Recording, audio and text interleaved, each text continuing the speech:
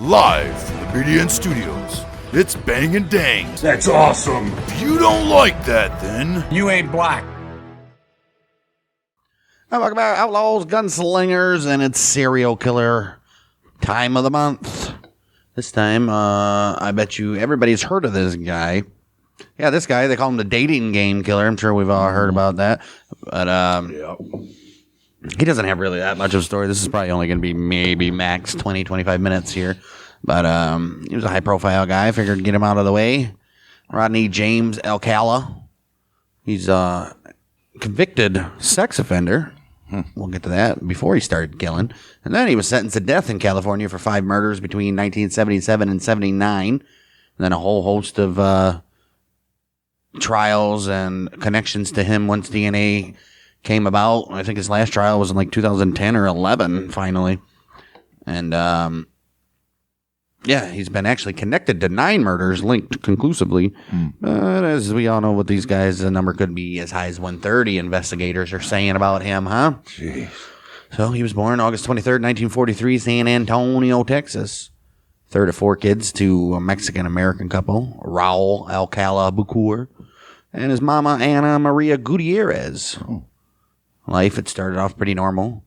But things shifted in 1951 when his father moved the whole family to Mexico. Oh, wow.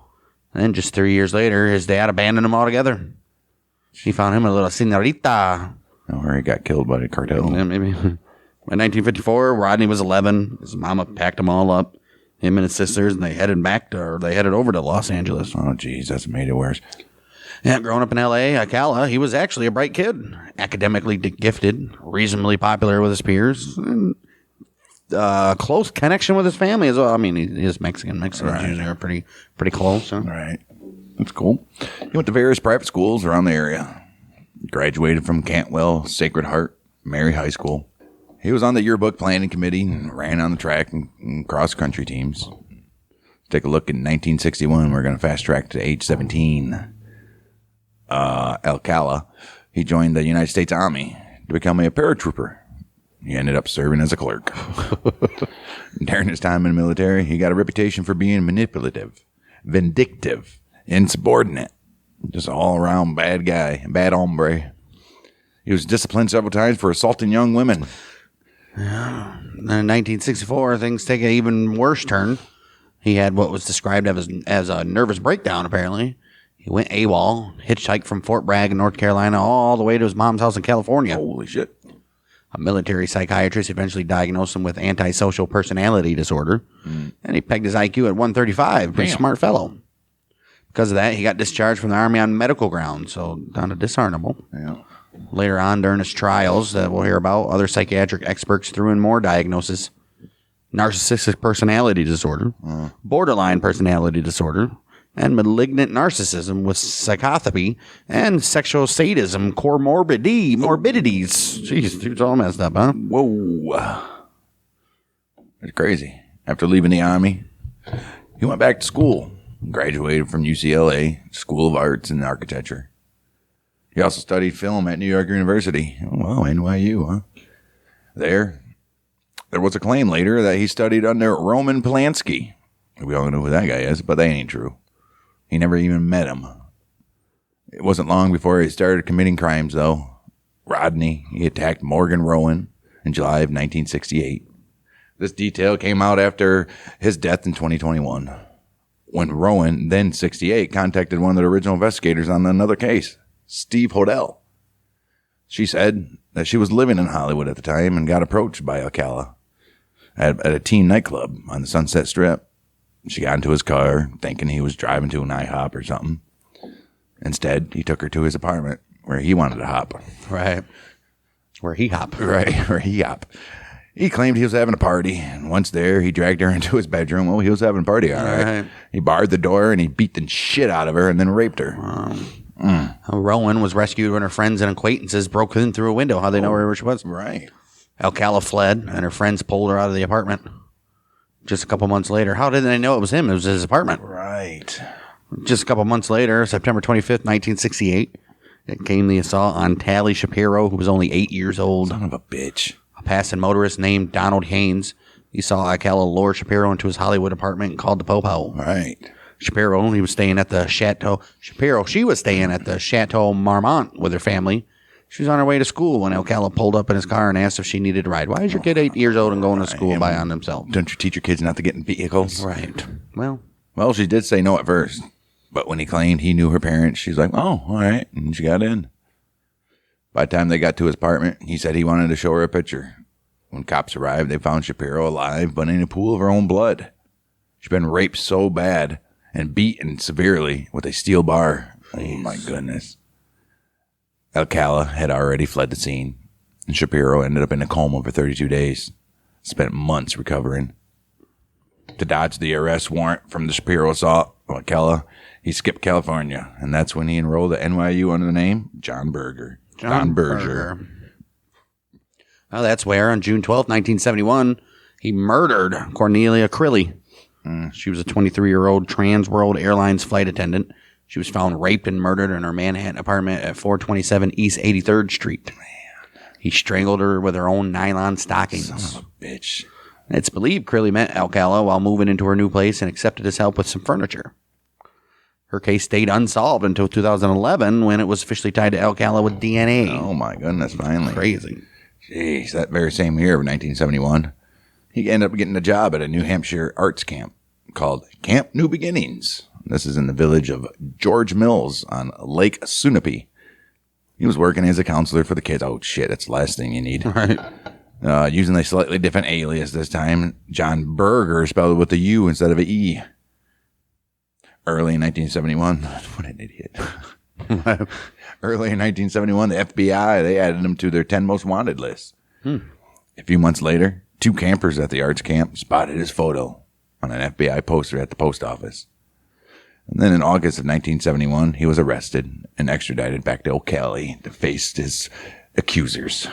Well, unfortunately, by then, Tally Shapiro's parents moved the whole family back to Mexico, and they wouldn't let her testify. Oh, no. Without their main witness, prosecutors couldn't go for rape and attempted murder charges. Instead, Alcala got convicted of child molestation, a way lesser charge, apparently, and sentenced to 3 years, being paroled in 1974 after serving only 34 months. Wow. Less than 2 months after he got released, Alcala, he was rearrested for assaulting a 13-year-old girl identified in court records as Julie J. I mean, that's enough right there, right? Holy shit. Well, she'd accepted what she thought was a ride to school. He got convicted again, this time served 2 years, and was paroled in 1977 as a registered sex offender. Right after his second release, his Los Angeles parole officer made an unusual call. Somehow, this idiot let a repeat sexual offender of little girls and a known flight risk to travel all the way to New York City. Oh, my goodness. What an idiot. Man, so incompetent. Fucking California. NYPD investigators now think that just a week after he got back to Manhattan, 15th of July or so of 1977, he killed Ellen Jane Hover. She was just 23 years old. She was the daughter of a nightclub owner, Herman, and goddaughter to Dean Martin and Sammy Davis Jr. Oh, shit. Hover was last seen at her New York apartment. Her date book showed an appointment with John Berger with the E that very day. Her remains were found in 1978, buried under heavy rocks on a hillside overlooking the Hudson River. This is near a spot on the John D. Rockefeller estate where an aspiring model later said Berger had taken her photos. Oh, wow. Well, still in 1997, though, the FBI, they got a tip about Alcala's 1971 arrest tied to the Shapiro case. They questioned him. He admitted to knowing Hover, but they couldn't arrest him since they hadn't found her body yet. Around this time, June of 77, Christine Ruth Thornton, 28, she went missing. She'd moved from her family to San Antonio with her lover, but they split in Biloxi, Mississippi. Oh, wow. She was last seen hitchhiking and never heard from again. Son of a bitch, this guy, he's a monster. Body was found in 1982 near Granger, Wyoming. It's about 6 miles from Interstate 80. But it wasn't even identified until 2015 when DNA from her relatives matched tissue samples. Crazy. She's a Jane Doe for all those years. She was about 6 months pregnant at the time. Oh, son of a bitch. September 2016, Alcala was charged with her murder, and he also admitted to taking a photo of her, one that her sister recognized in 2013 from a public release. But he denied killing her. He was 73 and reportedly too ill to even travel from California to Wyoming for trial. Also in 77, July 9th, there's a case of Antoinette Jean Whitaker. She was a 13-year-old student living in a foster home in Seattle. She walked out with an unidentified man that night, and a week later, her body was found fully clothed and propped up on her hands and knees in a vacant lot in Lake City, Seattle. She'd been stabbed to death with no evidence of sexual assault. Oh. Seattle police named Alcala a person of interest to this and other unsolved murders in Washington State in 2010, especially since he had a Seattle area storage locker where they found jewelry from 2 of his California victims in 1979. Wow. Well, then, in 9th of October, 77, Marin County, California, just north of San Fran, 19-year-old Pamela Jean Lamson, they call her Pam, obviously, she disappeared after heading to Fisherman's Wharf to meet a man who'd offered to photograph her. Her battered, naked body was found on a hiking trail. No fingerprints or usable DNA led to charges back then. But March 2011, investigators said that they were confident that Alcala did it, based on sufficient evidence. Moving November 9th, 1977, Alcala murdered 18-year-old Jill Terry Barcombe from Oneida, New York. He dumped her body on a dirt path near Mulholland Drive in Los Angeles. Damn. She, too, was found in a knee to chest position. Well, she was found in a knee to chest position, naked from the waist down with signs of sexual assault. She'd been strangled with blue rope ties, beaten, and had 3 bite marks on her right breast. Jeez. At first, cops thought she was a hillside strangler victim. Right. Did we do hillside strangler? No. Did we yet? But after Kenneth Bianchi and Angelo Buono, we'll get to those guys. After they were arrested and didn't confess or get convicted for it, they ruled it unrelated. Right. December 16th, 1977, Alcala, he killed again, this time 27-year-old nurse Georgia Marie Wickstead in her Malibu apartment. She was last seen driving another nurse, Barbara Gale, home from a bar.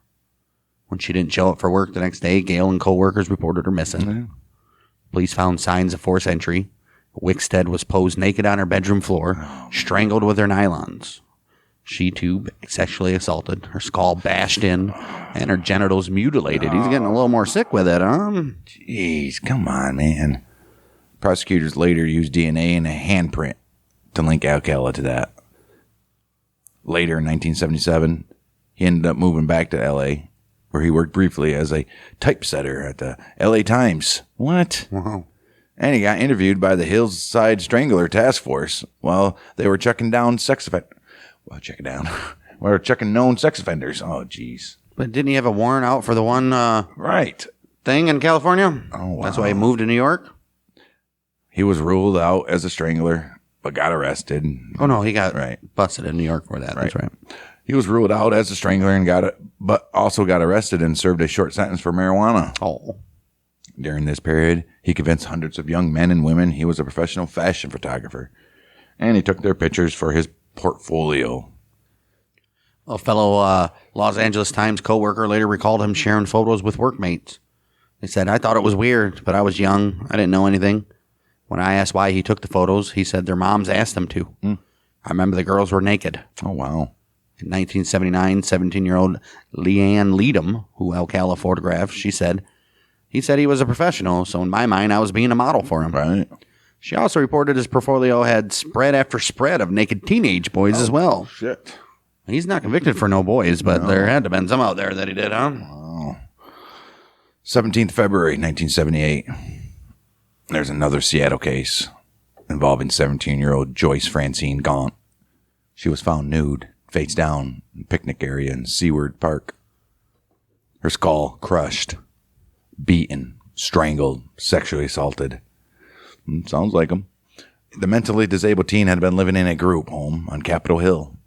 Was last seen leaving to meet an unidentified man on the 16th February. Why are they letting him leave? You got a mentally disabled teen, and go ahead. 1978, right in the middle of his killing spree, Alcala, he appeared as a contestant on the popular game show, The Dating Game. Host Jim Lang, he introduced him as a successful photographer. Between takes, you might find him skydiving or motorcycling. He's a hell of a guy. Fellow bachelor Jed Mills, he later said that he was a very strange guy with bizarre opinions. Well, as you would guess, Alcala won. He got the date with the bachelorette Cheryl Bradshaw. But she backed out because she found him creepy. Surprised he didn't go after her and kill her. Right.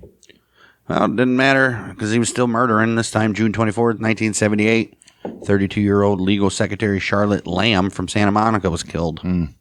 She was found dead in the laundry room of her El Segundo apartment complex, sexually assaulted, beaten, strangled with a shoelace, and posed with her hands behind her back. DNA from the scene matched Alcala's, and DNA on earrings in his storage locker. They matched Lamb's. That was the one in Seattle that they found the earrings in. Jeez. February 14th, 1979, Alcala, he picked up a 15-year-old hitchhiker, Monique Hoyt, in Riverside County as well. Oh, wow. As you would guess, he took her to his apartment, raped her, then drove to a secluded spot in Joshua Tree, which is in Cali. There, he photographed her in underwear, raped her again, bound and gagged her, continued to assault her with more rape and sodomy. He bludgeoned her with a rock, but Hoyt escaped when he stopped at a gas station on the way back. She reported it, and Alcala arrested, but his mom posted bail. Oh, wow. What? Well, and that allowed him on June 13th, 1979, to kill 21-year-old computer key punch operator Jill Marie Parento. How the fuck this guy even get bond? There's no fucking way. Yeah. Wow. Killed Jill Marie Parento in her Burbank apartment. She left work early for a baseball game and didn't show up the next day. Police found forced entry. Parento was naked on her bathroom floor, posed with pillows under her shoulders. She'd been sexually assaulted, beaten, and strangled. Her killer this time cut himself on a window. Oh. Blood later identified Alcala as the killer. Oh, my goodness. Well, a friend, Catherine Bryant, testified that she'd met Alcala at a club with Parento several times before. A week later, 20th of June, 1979, 12-year-old Robin Christine Samso from Huntington Beach disappeared while biking to ballet class. Her decomposing body was found 12 days later in the Los Angeles foothills off Santa Anita Canyon Road, beaten, raped, and stabbed. Her friend said a stranger approached them on the beach to take pictures. A sketch matched Alcala, recognized by his parole officer. Oh, jeez. In July 1979, he was arrested for Samso's murder and held without bail. Without bail, good. Finally, holy shit. He went to trial May of 1980. Got guilty. That's sure. Was found guilty and sentenced to death in June. We all know how that goes. But in 1984, the California Supreme Court overturned it because jurors heard about his prior sex crimes improperly. Oh, jeez. May of 1986, a second trial, almost identical, but without the prior record testimony. Ended with another guilty verdict and death sentence in August. Fuck yeah. The California Supreme Court upheld that in 1992. But Alcala, he filed a federal habeas corpus petition. You know, you got to go through every single fucking court. Fucking bullshit. 2001, United States District Court judge, he granted it, overturning the conviction. Oh, what a piece of shit. And Ninth Circuit Court panel upheld it in 2003. Oh. Partly because a witness wasn't allowed to back Alcala's claim that the park ranger who found Samso's body was hypnotized by the police investigators. Yeah, you can't hypnotize, hypnosis or whatever is not admissible in court. No. While prepping for a third trial in 2003, Orange County investigators used new state laws to sample Alcala's DNA, and he objected to that. But it doesn't matter because it matched semen at 2 L.A. rape murder scenes. That's enough. Unfortunately for him, another DNA match in 2004 led to indictments for 4 more murders. Barkham in 1977, Wickstead in 1977, Lamb in 1978, and Parento in 1979. All the bodies, like we said, posed in carefully chosen positions. Earrings, once again, in a Seattle locker had residue matching Lamb's DNA. Between the second and third trials, this guy he self-published a book called You, the Jury, in which he claimed innocence in Samso's case and pointing to another suspect. Ain't going to help you, bud. No. He also sued the California penal system twice. Once for a slip and fall. Oh, jeez. What the fuck? My neck, my back, my neck and my back. And once again for not providing a low-fat diet. Oh, get the fuck out of here. 2003, prosecutors moved to join Samso, charged with the 4 other new ones we talked about. Alcala lawyers, they obviously fought it, saying 1 murder might allow reasonable doubt, but 5 4 of them had DNA evidence. It made it tough to Right. I mean, come on. deny that. 2006, California Supreme Court sided with the prosecutors. And in February 2010, Alcala went to trial on the 5 joint charges, acting as his own attorney.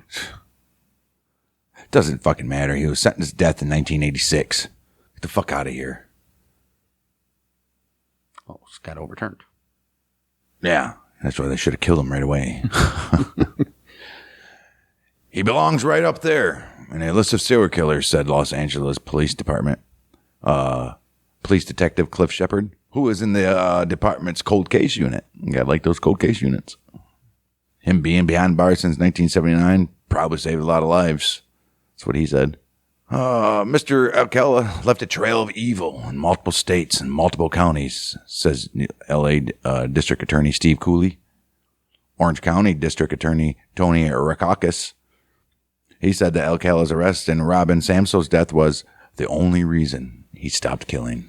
I mean, clearly. Geez, you found it in the last spot you looked. Alcala refused a jailhouse interview, and his attorney declined to discuss the new charges. Authorities said Alcala met the women in discos and other public places, flirted with them, and then followed them home when they spurned his advances. The reality is he was running around Southern California in the 70s looking for prey. As of 30 other fuckers were, too. That's what L.A. County Sheriff's Captain Ray Peavy, head of the Homicide Bureau, says. He looked for innocent victims who couldn't put up much of a fight and caught them when they were home in bed and pretty much defenseless. Sheriff's Detective Cheryl Comstock has been investigating the cases since the DNA links were found. She interviewed Alcala in prison several times and was able to confirm that he was not behind bars at the time of the killings. Well, no shit. Wickstead's sister and brother-in-law, Ann and L. Michelena of Irvine, they said that Alcala's coming arraignment was a relief and they can finally get closure. I just regret that most of my family didn't live long enough to hear the news, said Ann, particularly of their mother. For the past 25 years, I've been constantly looking over my shoulder, not knowing what I was looking for or who I was looking for. I got to the point where I thought I would never know, but I never stopped wondering. No, you never could have. She said the charges coming after more than 25 years should give hope to families in similar situations. You would think. Her husband, who retired in August after 25 years of investigating killings and supervising the L.A. Police Department's robbery homicide unit, he had regularly checked the case's status with the Sheriff's Department. He wasn't doing very good. He never knew Wickstead, though. He met his future wife shortly after her sister's death. Seeing how the killing affected his wife, he said it shaped his interactions with victims he met through work. Oh. Alcala even took the stand for 5 hours, playing both interrogator and witness.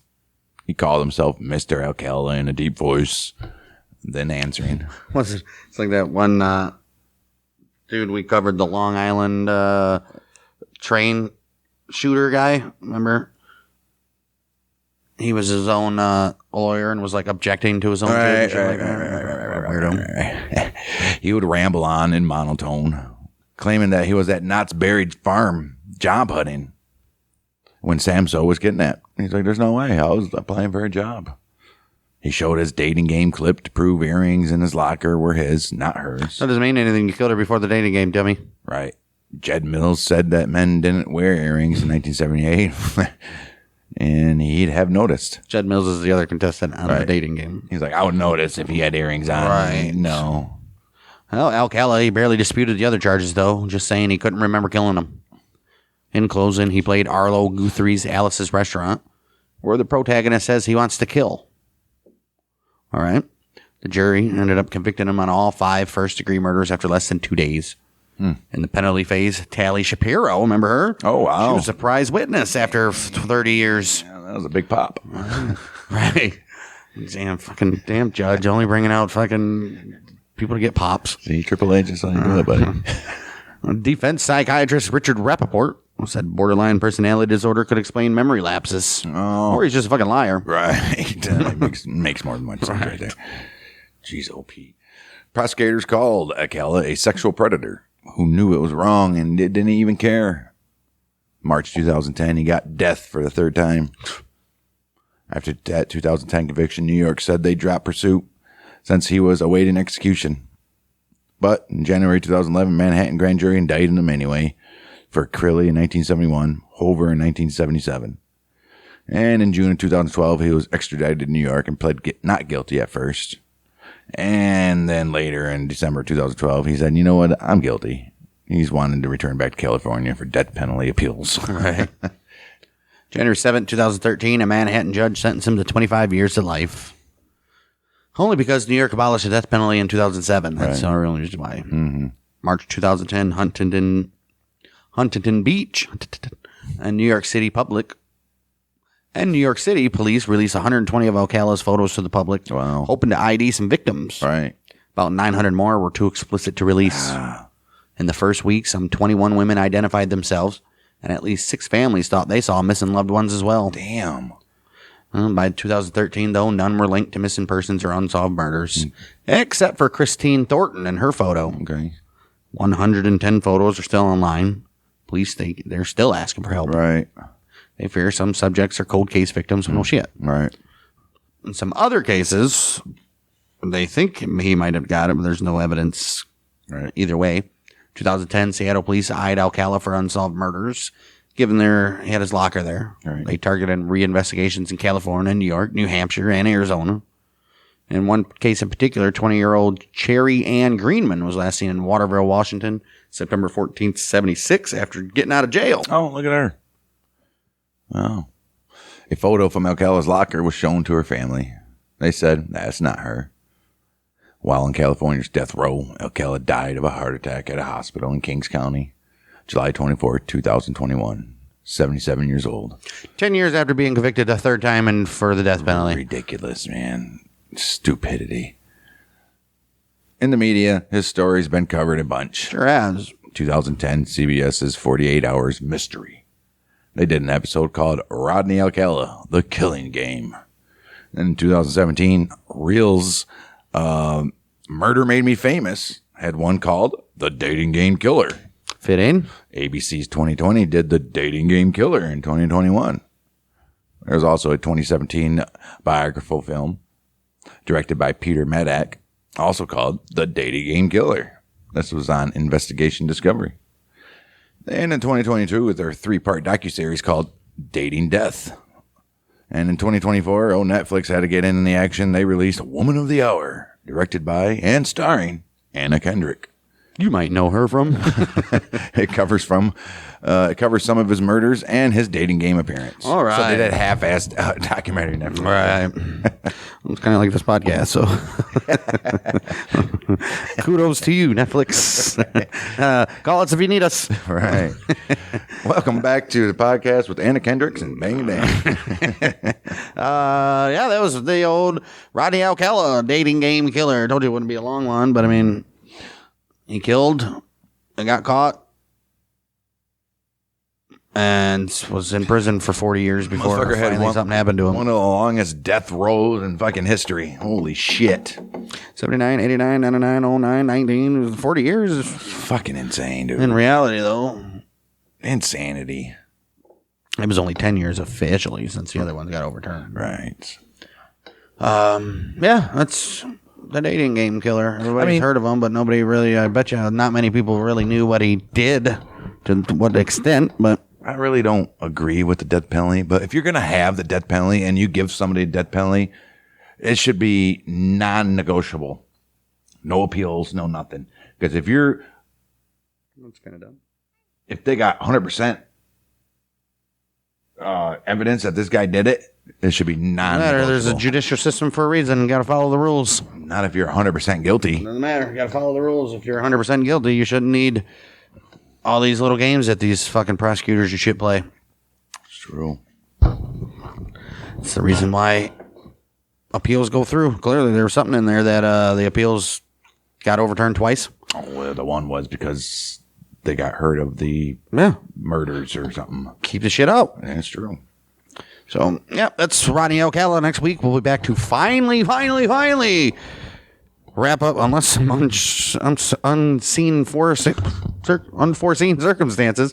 Finally wrapping up the Lucchese family with Henry Hill and Henry Hill, and then will be another Banditos and remastered and rounded out again with another serial killer. You know how we do around here. Like, subscribe, share with your friends, leave us a comment, leave a review. What do we got after Lucchese? Columbos. And then that's it for the 5 families. That's it for the fizzles. And yeah, share us with friends, all that good stuff. We'll see you next week for the wrap up of the Lucchese family, where the monthly music ended. Bang.